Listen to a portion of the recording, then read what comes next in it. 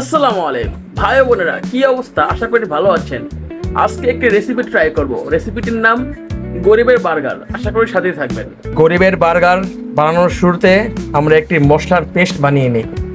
শুরুতে দিব 2 পিস মরিচ, 3-4 পিস আদা, 2-3 পিস রসুন আর কিছু বিলাতি ধনিয়া পাতা। মশলার পেস্ট রেডি।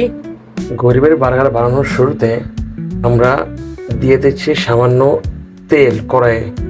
তেল গরম হোক। তেলটা এখন প্রায় অনেকখানি গরম হয়ে গেছে। এখন দিয়ে দিচ্ছি 1 চামচ সম পরিমাণ জিরা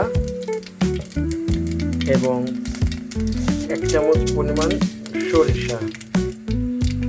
জিরা এবং সরিষা রান্না হয়ে গেছে এবং এমনকি অনেকখানি পুড়েও গেছে। এখন আমরা দিই আমাদের সেই মশলাটি। আমাদের মশলা অনেকখানি রান্না হয়ে গেছে, ভুনা হয়ে গেছে। এখন দিচ্ছি সিদ্ধ আলু। আমাদের আলু মশলা অনেকটাই প্রস্তুত। এই যে চেহারা, এই যে বেসনের মিক্সচার। এই বেসন মিক্স করতে আমি বেসন, লবণ, মরিচের গুঁড়া, জিরা এবং সামান্য কর্নফ্লাওয়ার দিচ্ছি, যা আমি ভিডিও করতে পারিনি, যার জন্য আমি দুঃখিত। কড়াইতে তেল দিয়েছি এবং তা সামান্য গরমও হয়ে গিয়েছে। শুরুতে বানাবো আমি ঝাল চাটনি। ঝাল চাটনি বানানোর শুরুতে আমার যে বেসনটি বানিয়েছিলাম, ওই বেসনের পেস্ট, বেসনের ফোঁটা ফোঁটা ফোঁটা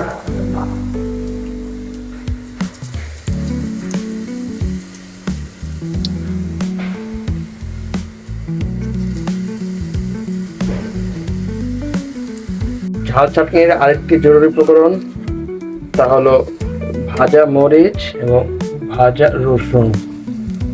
ঝাল চাটনি বানানোর শুরুতে সর্বপ্রথম দিয়ে দিচ্ছি আমরা একটু আগে যা ভাজলাম সেগুলা।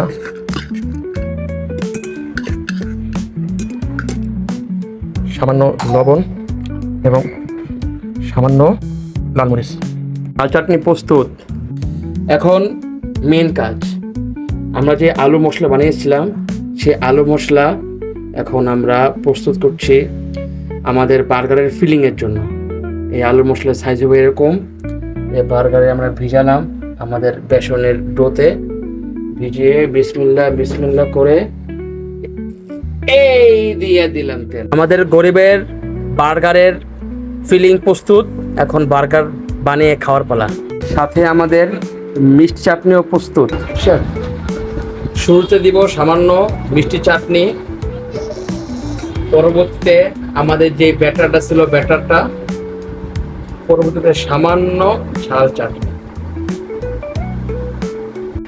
টেস্ট করে দেখা যাক। বিসমিল্লাহ।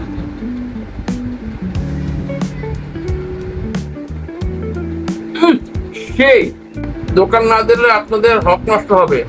আসসালামু আলাইকুম।